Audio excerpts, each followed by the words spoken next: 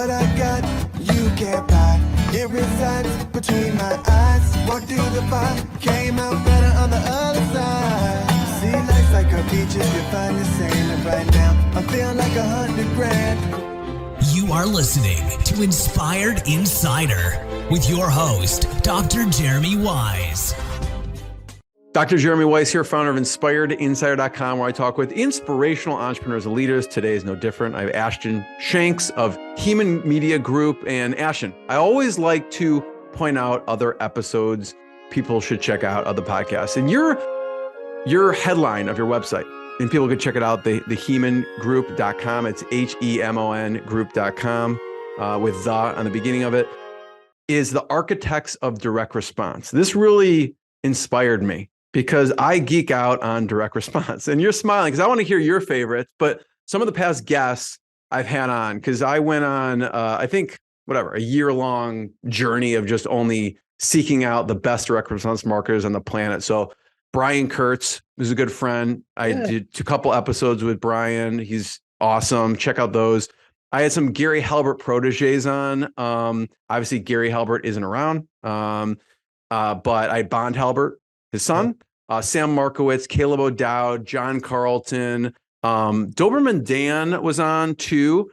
All great. Some other direct response that I love, Don Hauptman. Most people have never heard of these people, Ashton, okay? So Don's retired, but he's been doing it for 30 years, and he came up with, generated multi-million dollars for the companies he worked for and with, and speaks Spanish like a diplomat was one of his famous. He breaks down the ad and why it was so successful on the interview. It's gold, but no one's really heard of Don. We had Justin Brook on the podcast, who I'm sure you know, and Perry Marshall is also one of my favorites. He wrote 80/20 Sales and Marketing, so people can check that out. But before I formally introduce you and go into whatever else I'm going to say, who are some of your favorites in direct response? Yeah, I mean, right off the bat, Gary Halbert is probably what I've based a lot of my study around, and really try to mimic and learn his flow, and do the best that I can. But Clayton Makepeace, Paris Lampropoulos, naturally you've got the David Ogilvy, Eugene Schwartz. I mean, with the Brian Kurtz, so cool that he had the rights to sell that book, but thank goodness, right? But yeah, Eugene Schwartz, probably the all-time favorite right there. But yeah, man, everything direct response, copy. Paris is awesome, and I think he's rejected me 7 times. So Paris, if you're listening, I've gone to dinner with him. He's like, yeah, he likes to keep to himself, but maybe at one point. So I want to say this episode is also brought to you by Rise 25. At Rise 25, we help businesses give to and connect to their Dream 100 relationships and partnerships. And how do we do that? We actually help you run your podcast. We do accountability strategy and the full execution and production. Actually, we call ourselves kind of the magic elves that run around in the background that makes it look easy for the host to develop the relationships and run their business. And then we do everything else. For me, the number one thing in my life is relationships. And I'm always looking at ways to give to my best relationships. And I found no better way over the past decade to profile the people and companies I most admire and share with the world what they're working on. So if you thought about podcasting, you should. If you have questions, go to rise25.com. Probably on Inspired Insider, Ashton, I've probably answered every possible question someone could have about a podcast, so they can check those out. What mic should I buy? What software? What tools?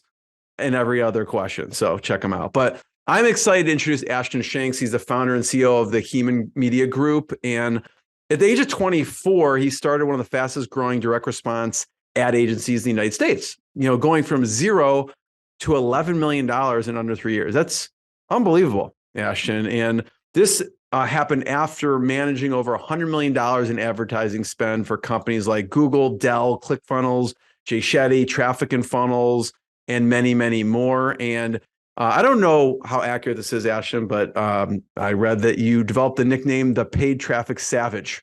And that is because there's like that, you see a Spartan over his right shoulder there, a Spartan mask. So when he puts that on, do not mess with them. That's right. But that's what I'm media buying. Exactly.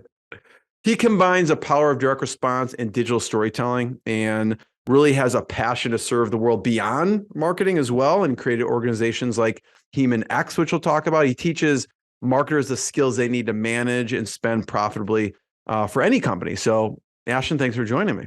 Absolutely. It's my pleasure. Thanks for having me. So tell people about the Hemon Media Group and what you do. Yeah. So, and while you do that, I'm going to show your website just so people can see the architects of direct response. And actually funny, just as I jump into it, the reason, that's from is it's really our name Hemon.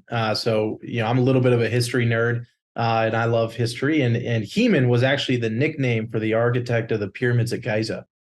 And the concept was that, really the pyramids is something that we don't really still know how they got built. It's a wonder of the world. And that's what we do at Hemon with direct response advertising. So, but I started it, really kind of out of necessity back in 2020. We started in April of 2020, and I was a director of marketing and advertising for a company called Traffic and Funnels at the time.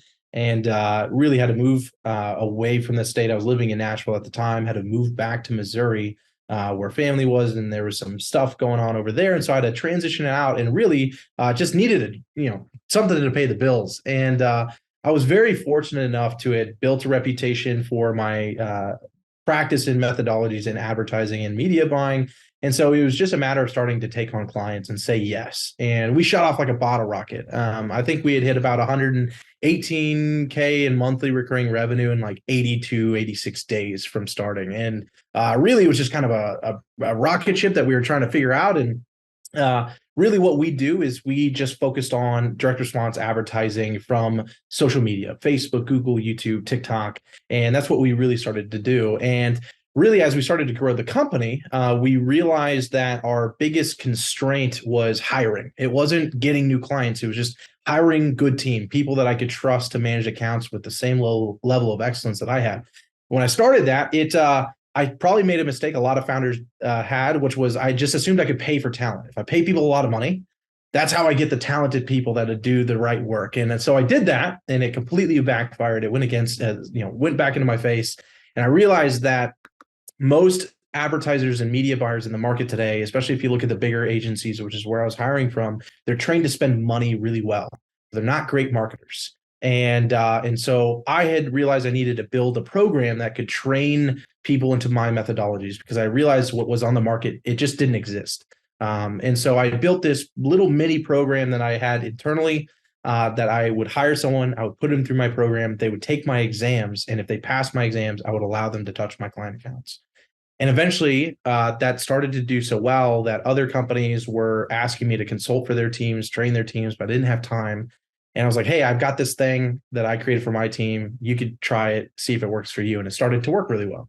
And so that eventually became what is our next company, HemonX, which now trains other in-house companies or marketers or business owners how to run media like I run media. And so that did really well. Then clients have started to do so well in it. Business owners would come in, learn the training. They would start growing their companies with the trainings. And then they would get to the point where, hey, I can't run media buying anymore. And I can't run advertising. I need to be a CEO. Could you guys just go find someone, train them like you trained me, and I'll hire them? And so then that started last year, beginning of last year, we started Hemon Staffing, which is essentially just, hey, you need a media buyer, you need a marketer. We will find them, we will vet them, we will train them for you. And so that's essentially what the Hemon Group is. It's a combination between our main company, the agency, and then HemonX, and then Hemon Staffing. Love it. There's so much to dig in there, Ashton, and I want to talk about some of the hiring mistakes. But before we get to that, I want to back up to Traffic and Funnels and what you did there, because people hear your story, right? 0 to 11 million in 3 years, and the reality is it wasn't an overnight success, right? You had built a reputation. You had sharpened your sword for many years before that. So talk about what you were doing at Traffic and Funnels. Yeah, ironically, I actually started at Traffic and Funnels as an unpaid intern. My background in marketing, it started way when I was young. I fell into marketing when I was 16. But my start in traffic and funnels was as just an intern doing essentially anything that no one else wanted to do, because I had seen the company, I really liked the company, and I saw the results they provided for their clients, and I wanted to be around them. And so I essentially reached out when they had a free internship, was like, whatever you don't want to do, I'll do it. And started there, started just doing organic social media, some emails, some copywriting, and just kind of worked my way up. And that company, again, really grew really, really well with their founders, Chris Evans and Taylor Welch. And I got to work right next to them for, around 3 years, and got to learn so much. And really, I think when I started with them, they were doing anywhere from 250 to 280,000 a month. And over that time, when I had left, we were doing 1.3 to 1.5 million a month. And I personally was managing around $500,000 a month in ad spend. So I got a lot of experience there. What were some of the services that were offered at Traffic and Funnels? So they were essentially a consulting program for other entrepreneurs that, are either the solopreneurs or have a smaller team of less than 15, and you wanted to learn how to acquire clients through social media, through paid advertising. And so their program, I believe, was around 10 to 15 weeks, and they would train you on all of the fundamentals or core infrastructure that you need when it comes to servicing clients, how to charge the right prices, sales, how to do organic marketing, how to really build out your program structures. And then a lot of it, I think the big thing that people really loved was the mindset and community aspect of it. Taylor is a very prolific thinker and is incredible at training others how to lock in the right mindset, which, as you know, is most of the work. It's just mindset, having the right mindset for growth. What's some of the lessons you learned from Chris Evans and Taylor? So many lessons. I think, a lot of it was the true grit, the ability to develop self-awareness on how I think about problems, how I think about challenges when they come my way. Productivity was a big side of it. In fact, it's Taylor's productivity guide is something I still use exactly. He trained it to me. And that was, over 5 years ago, something I do every day now. But starting with needle movers, working backwards. But I think a lot of, they were a very high growth, but high expectation, high standards of excellence company. And because I worked so closely to them, that meant even more so for me. And I think for me, I had to develop one very good discipline and very good high standards of excellence, but really the ability to think creatively under pressure, under challenge. So if you're watching the video, Ashton actually, within hand's reach, grabbed something and held it up. And so it must be pretty important. Talk about the productivity guide. Is that a daily thing, a weekly thing? Yeah. So on one side of the paper, for those who get to watch the video, but on one side of the paper, you have your weekly map, right? So each of those boxes is a day of the week. And then on this side, essentially what you do, you start on this side, but at the top section of it, you essentially outline what are my big three, my needle movers for the week. And the problem is entrepreneurs is like work never ends and there's a million things to do. But the problem is most of us will work 8 hours a day and feel like we got nothing done. And the big thing there is just focusing in on what are those big three needle movers. And then there's underneath that is the section called radar, which is that area to brain dump all of the things you should do or would be nice to do, or you should probably check on, but are not a focus for you. And the goal is to remove all of that stuff from your brain, focus on the big three needle movers. And then on your daily map, you essentially make the big three for each day. And each of those big three only can go after completing the big three that you've set for the week, right? So it's just reverse engineering. What are the things that are going to move your company forward? And then focusing those in to only 3 to 4 max things that you do a day. Yeah. And we will, I promise, get into mistakes on hiring because you've learned a lot from that. But I do want to talk about 80 million and what that means. Because that's also, you cut your teeth even before Traffic and Funnels. Before that, what is 80 million? What's the context for that? 80 million. The refunds. 80 million refunds. Oh, the 80 million in counterfeits. Yes, counterfeits. Yeah, 80 yes, million sorry. counterfeit sales. So when I was 16, when I was 16, I started working at this company called Flash Technologies. And so essentially this lady, she sold cell phone parts out of her garage. Right. And one of my buddies worked for her and asked me to come help them out. And I guess they liked the work I did. And so they offered me a job. And for me at the time, it was just sweet, I get to go work with one of my best friends after school and help package up orders in the garage, play some music. It was great. And so anyway, that company started to grow pretty fast. When I started working for them, they did about 200K a year. Not bad for a garage business, but they sold cell phone parts on eBay. And so as the company started to grow, a few months later, we moved into a storefront. And I just kind of started, anything that they needed help with. And whether that was packaging orders or starting to do some logistics for ordering parts in from China, because that's how they got the parts. They had a business partner that lived in China. He would buy parts from the Samsung and Apple factories, and then he would send them to the US, and then we would sell them on eBay. And so eventually they got to the point where hey, we should start a marketing department. Ashton, you've been here the longest. Do you want to be our marketing director? And at the time, I had no idea what marketing was, but director sounded awesome in my title. And so I said yes. And I went to Barnes & Noble that day, and I picked up 2 books, Jab, Jab, Right Hook by Gary Vaynerchuk, and then Marketing for Dummies. And those were my first 2 books into marketing. And I got to experience so much of that company. We grew really, really fast. Long story short, after about 3 years of working there as their marketing director, we were doing about 3.2 million a month in revenue. And we were shipping out of this warehouse. We had moved into a bigger warehouse, doing about 1,000 plus orders a day. We literally had semi trucks coming up to our warehouse every day to load our orders in. And anyway, 2 years after I left, I moved on to another company to try to spread my wings as another marketing director. But anyway, I found out that they actually got raided by the FBI. And if you look up Flash Technologies, Springfield, Missouri, you'll see an article probably from Homeland Defense or Department of Justice saying, 60-plus-year-old woman out of Nixa arrested for $80 million in counterfeit sales. So it's technically my first case study I've ever had. And it's the most legit. You don't want to publicize it. It's probably one I just don't talk about much, but a 16-year-old kid helping grow this company in e-commerce. But that's where I learned a lot about marketing and commerce. And yeah. I'm surprised, Ashton, after, researching and looking into that you didn't go into e-commerce. I think at the time, I didn't understand it because, at that time in my life, I never wanted to be a business owner or an entrepreneur. I wanted to be a pastor. And so I always had the behavior of anything I was doing, I wanted to be the best at. And so at that time, even while I was working there, I was getting paid $28,000 a year, which is nothing for what I was doing. But you were how old were you at the time? Kid, yeah, that's a lot. This is awesome. I forgot how much you made, like nothing. So that's a lot. Yeah. For that age. Yeah. So then what happened? At what point did you decide not to be a pastor? This would have been maybe 2017 or 2016. What was the reason?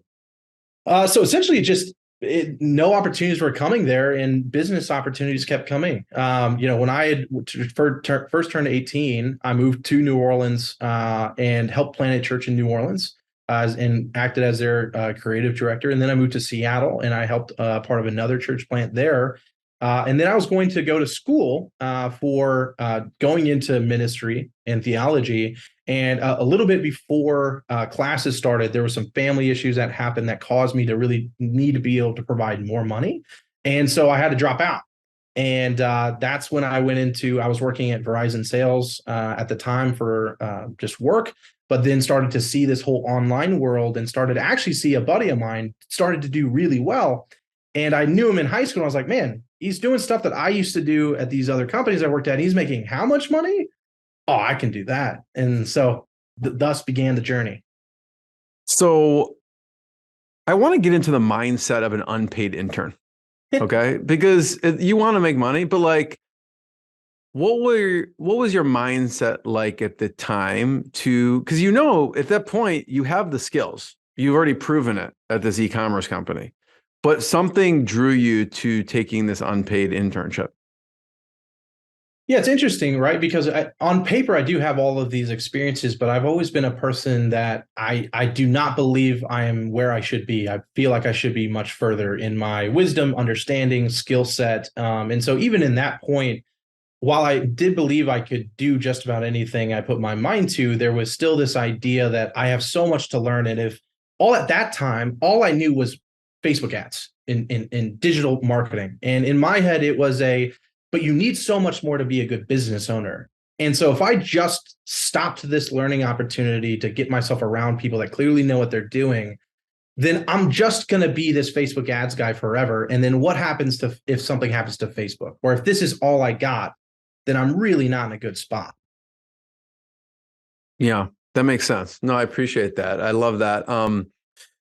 Mistakes on hiring, right? So this is, I don't know, hashtag agency life. We were talking before we hit record, and there's a lot of HR and hiring involved, right? As you grow, you have to keep hiring. So talk about some of the mistakes in hiring. You mentioned one before, which is just expecting you can just pay a lot, which is not a bad thing. I mean, there's truth to that though, what are some of the mistakes you've made along the way? I think, especially on what I've realized, right? Like when it comes to hiring and paying for talent, to a certain extent you can, but what you get to do when you pay for something is you pay for expectations, right? And so you don't really necessarily get paid for talent. You get paid for the ability to expect a certain amount. But for us, I think, our mistakes, obviously, the first one is not doing a clean enough vetting process for people. Especially when you get into the marketing game or any high performance, fast growth game, like people who work with startup level companies who are not looking for just corporate, they are typically smarter. I hate to say it, but they are typically more ingenuitive. They're more innovative.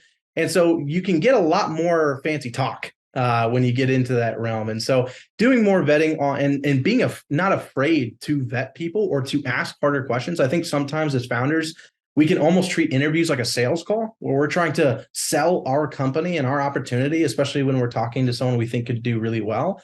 We start selling, and when we do that, we make mistakes. We don't dig deep enough or ask the right questions. So I think that's probably one big mistake. I think another one is, when you're young, you have to, a lot of times you kind of hire on potential because you can't afford the people that have the experience. But as you get bigger, I wish I would have started changing that decision-making process a lot sooner to where it's like, you need to start hiring on experience. You need people who are further than you.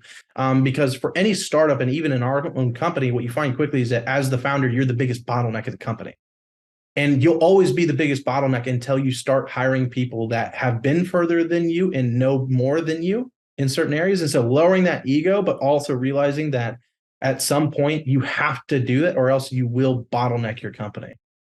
Those are just I love that. That's fantastic. I love what you said there about hiring experience, not necessarily on potential. Yeah. And you flip that switch. What are some of the hard questions that you like to ask or you've heard other people ask that would be good in the interview? So walk me through the last 3 projects that you worked on. What were they? What were the goals? How did you do? And getting those specific. And then more importantly here is calling the references they gave you and checking on that.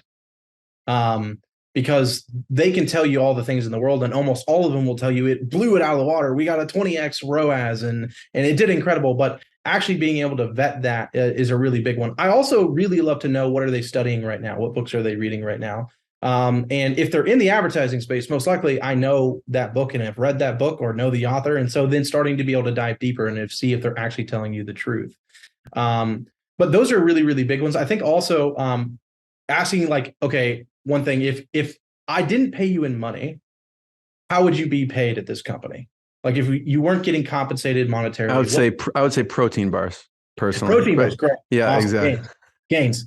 But yeah, figuring out what drives them, but then also, even the reverse side of it going, what about our company or our culture would make this a deal killer for you?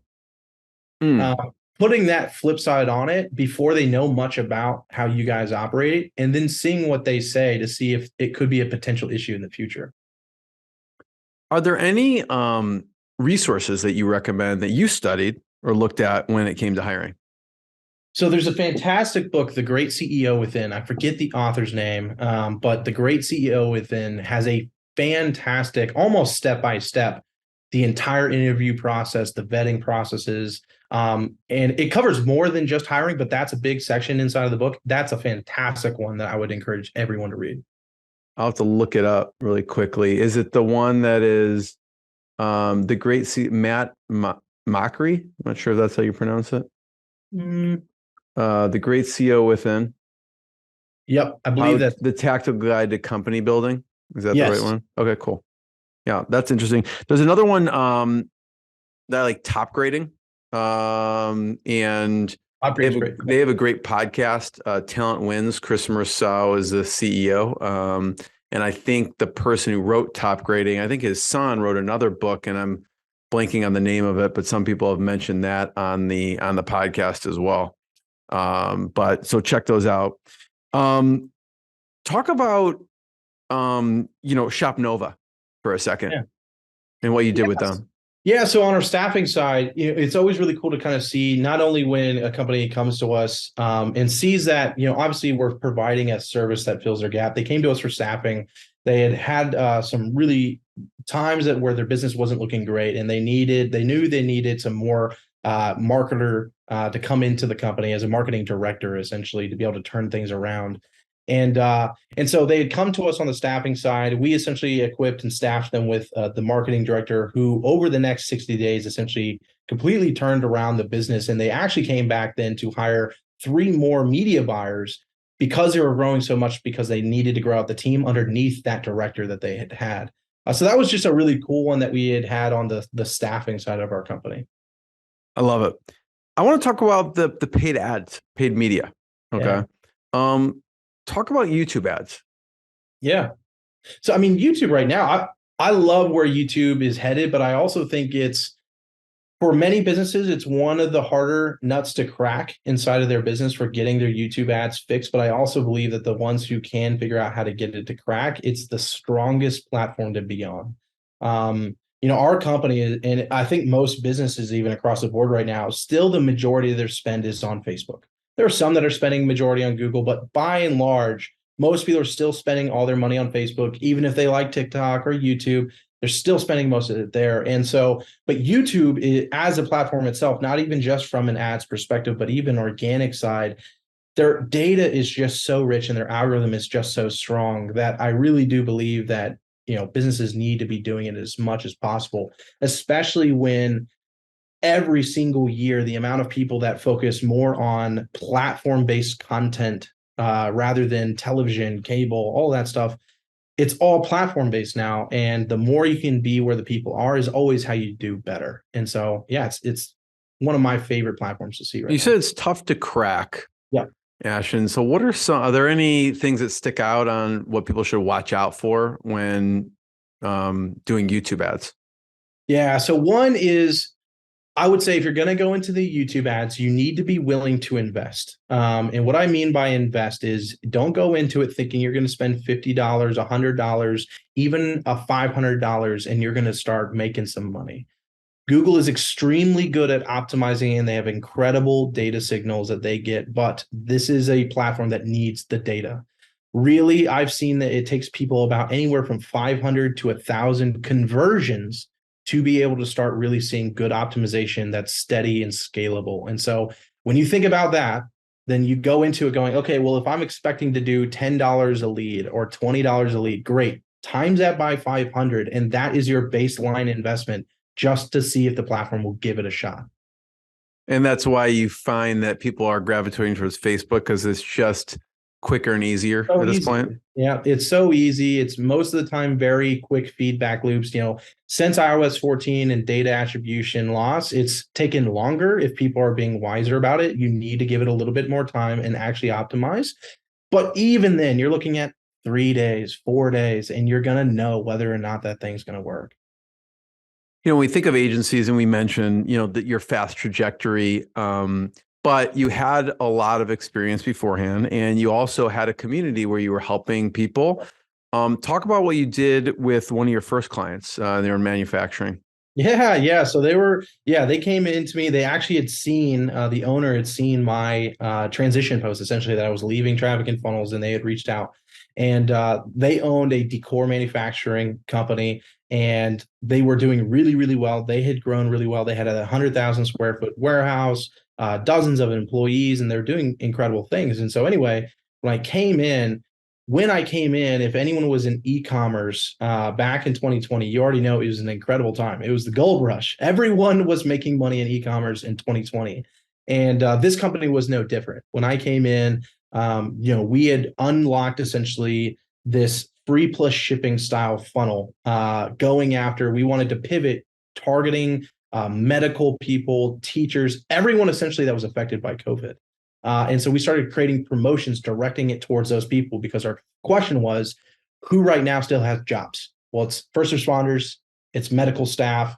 These people have jobs. And so let's create promotions for these companies and those types of demographics. And so we did that and it exploded. I mean, we were spending anywhere from $40,000 to $60,000 a day in advertising.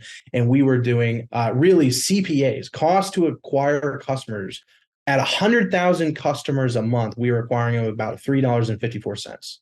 Just unreal. And what they had to do, ultimately, the company had to hire 40 people. They bought another warehouse and they started 24/7 shifts at the warehouse just to keep up with the demand. And I believe even from that, even the city started to show appreciation because they were picking up and hiring people that were getting let off because of COVID. So it was a really cool experience to see. You talk about, Ashton, the importance of your customer client avatar, right? And you just said, like, you started with that, with this conversation, which is you were looking at one, who still has jobs, right? So they can pay, like teachers, first responders. Talk about how you break down and how you think about the avatar, because you need to know this to target people with what you do for a living. Yeah. And it really kind of comes down to what you're selling as far as how deep do you need to go, right? Because when it comes to commodities, there's not a huge need to know your market as deep. You kind of need to know where they are, what's their general income range, and what maybe political opinions do they have so that you make sure you don't piss people off, right? We saw that with Bud Light, right? And so first, that's kind of that thing. But when the ticket price gets to be more expensive and really what you're selling becomes less about the utility of what you're selling and more about the identity someone must have in order to buy it, aka a Ferrari, right? You don't buy a Ferrari because you want to go A to B or you want a safe family vehicle. You buy it because of what it says about you as a person, right? The more you get into that range, that's when you have to start getting really, really deep. You want to know what keeps them up at night. You want to know what makes them embarrassed. You want to know the seductive sexual feelings that they have in their brain that they're not even willing to voice, right? If you want to be great at direct response, that's how deep you got to go. And that's why I love what I do every day, because psychology is my favorite subject. Philosophy is my favorite subject. And so I get to do what I love to do every day. I'm not sure if you remember, if you can't know or recall, but Paris talks in depth about some of this stuff, and I can't remember all of it. I'd have to look at my notes from when I've heard him talk. But is there anything else on a deeper level that when you think of kind of those, embarrassing things or anything you remember from Paris or one of the other direct response marketers as far as getting into the mind of your customer or client? Well, actually, it's so funny you said this because literally yesterday I posted this quote and it's from Dan Kennedy, which I can't believe I didn't even mention him earlier. But he says to determine he's the godfather of everyone. I get it. 100%. Yeah. He says to determine the psychographics of your target market, ask yourself what keeps them awake at night, staring at the ceiling, unable to fall asleep as it relates to your product or service. What are they frustrated about? What's causing them pain right now as it relates to your product or service? What is their single biggest problem that you can solve for them? What do they secretly, privately desire most? And that's what he says to really give you a good starting point of going, who is my market and how do I talk to them?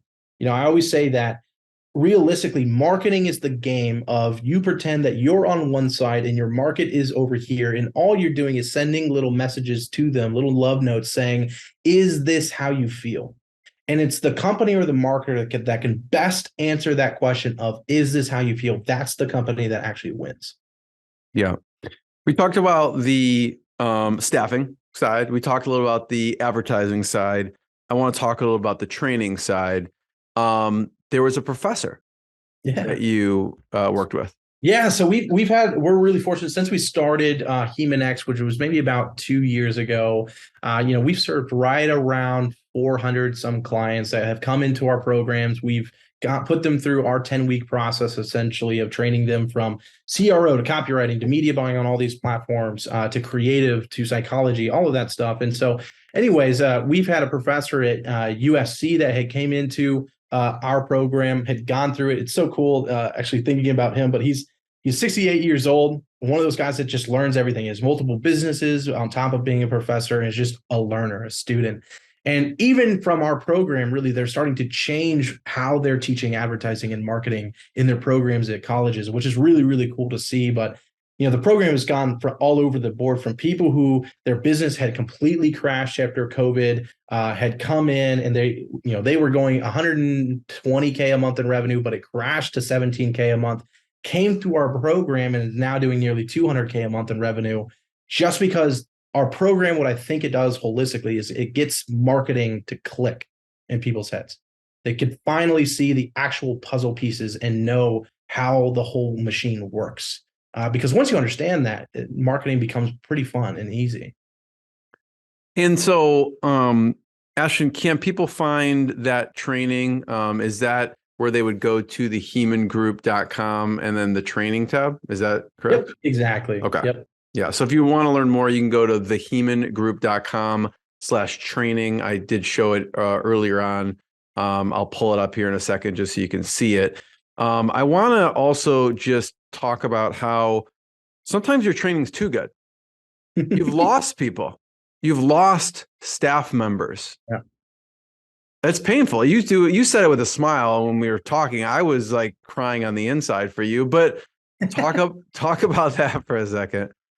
Yeah, I mean, sometimes, when we've had staff members, and I think one of the coolest things as being an owner, a business owner, is that sometimes we can fall into that trap that we think our team is ours, right? Or like we just don't want change. And we try to hold on to everything that we have because as a business owner, a lot of times we're just trying to hold the business together, right? And so you can have team grow and learn and develop. And so, even recently we had our director of client operations who had really been with us since nearly the beginning of our company.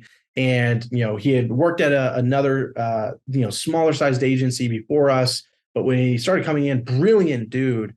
But he started coming in, he's trained with us, and he's really it turned into an incredible, not only marketer, but a leader. He's turned into an incredible leader, but he actually just got hired to be the director of digital for Hilton Hotels. And it's so sad when you see a vital element in your organization leave, but it's also really cool when you get to see that person is moving on to a bigger and better project, that their life is now progressing, that their life is better from your company. And so I think it's something we're really proud of. It's proud of too, especially if they bring the Hemon Group in to run those ads. Yeah, that's not so bad either. No, hopefully they make them a client. Bring me over. Exactly. So if you're listening, bring them over. That's right. Why not? Once you get your, feet wet a little bit, you don't want to make too much change early on. With the staffing side, Ashton, we are talking also about employee expectations, and you've probably seen a lot in this realm. Just speak to that. Employee expectation. Yeah, I think in the time that we are now, you have a very interesting influx, but the staffing expectation or the people expectation is people are wanting to get paid more and more and more for the work that they do. I don't know why, but that's just kind of what we're seeing, is that people's expectations of not only I want to get paid this amount, but now I also want to be hybrid. I want to work from home 3 days a week now, and now I also want benefits. And the expectation on the employee side, we see pretty consistently rising, not even just in our industry, but in all industries across the board. That's what we're seeing. Really interesting. And what about, as a CEO, you're constantly having to learn and practice leadership development and develop other leaders in the organization. What are you doing for yourself and for the people in your company in that regards? Yeah, so really it's on two sides. So on my side, the discipline of it is extremely important. So right now I read a minimum of 45 minutes a day. I journal realistically probably about 3 days a week. I'd say normally I'd like to say I get to journal every day, but really it's about 3 days a week. And what I really do is what a practice I learned from the book The Road Less Stupid by Keith Cunningham, but called time think. Essentially. But essentially having that undistracted time to really work through your biggest problems or the things that you're really thinking about or meditating on. But personal development has been a huge aspect of our company at Hemon. It's a big culture value that we have here, that we're all forever students. And so, with me, it's communication with my board of directors. So we meet once a week, but what we emphasize on is even this productivity stuff I showed you. a part of the onboarding that we give everyone at our company is training them on that exact system, and they're expected to do it. We have end of day reports every day that ranks them on their clarity, their energy, their biology. Did they work out? Did they read? Did they journal today? That gets collected every day, and we keep track and data of it. And then in the mornings, everyone at our company tracks what we call a scorecard, which is very first thing in the mornings. It asks them 5 different questions, ranking themselves of 1 to 5 in the different areas of how they're feeling. And that's our way as a company actually to monitor over a longer time horizon how our team's reacting. So we can start actually knowing that, hey, Johnny, every 60 days, it starts to go into a slump. Let's get him a 3-day weekend coming, because we can see this data over a long enough period of time.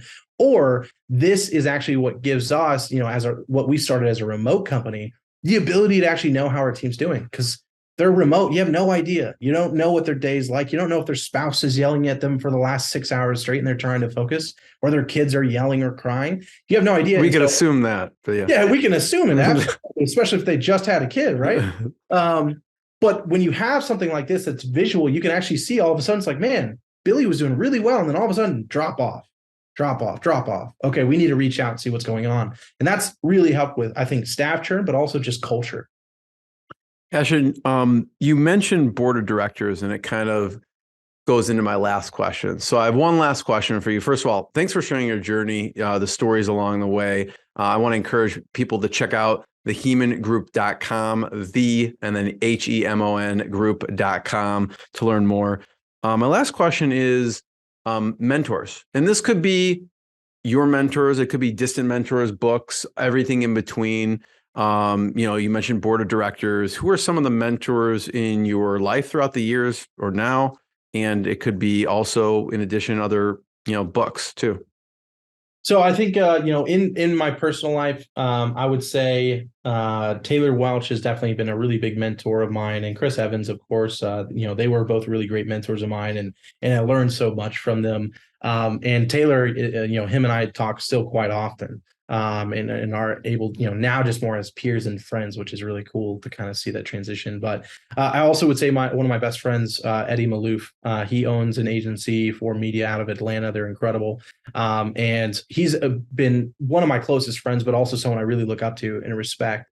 When it comes to books, though, there's quite a few. I have to say one of my first books ever into this whole world of being able to be an entrepreneur and create your own future, Tim Grover's book, Relentless, was one that, man, I'd read books in the past, but that one connected to me in a different way that no book had really ever have. I felt really understood. And his next book, Winning, made me cry like 3 times, which was super weird to cry in that book. But I love those books. So I feel like, to me, in a sense, he was a mentor. I think Ray Dalio's book, Principles, is a lot of what we tried to build our company and infrastructure off of. And I would consider him one for me anyway, just because I've read that book. I mean, at least by this point, maybe 9 or 10 times over the last 3 years. And I've really, really enjoyed it. Ashton, thank you so much. Everyone check out more episodes of the podcast. Check out the HemonGroup.com, and we'll see you next time. Thanks, Ashton. Cheers. What I got, you can't buy. It resides between my eyes. Walked through the fire, came out better on the other side. See, life's like a beach if you find the sailing right now. I'm feeling like $100 grand.